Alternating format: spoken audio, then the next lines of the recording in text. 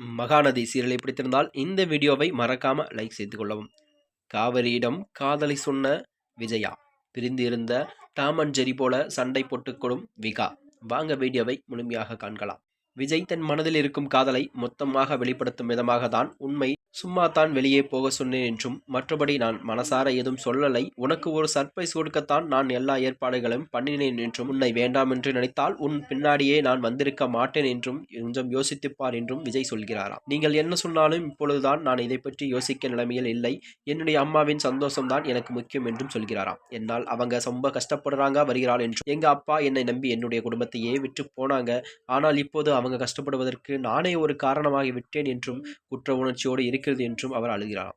அதனால்தான் அதை சரி செய்ய வேண்டுமென்றே எங்க அம்மா கூடவே நான் இருக்க வேண்டும் என்றும் சொல்கிறார். அது மட்டும் இல்லாமல் நம்முடைய ஒப்பந்த கல்யாணம் அம்மாவுக்கு தெரிய வந்தாலும் 2 நாட்களில் நீங்கள் வந்து என்னை சமாதானப்படுத்தி கூட்டிட்டு போனால் அம்மா ஒன்றும் சொல்ல மாட்டாங்க, ஓகே சொல்லிடுவாங்க என்று நினைத்தேன்.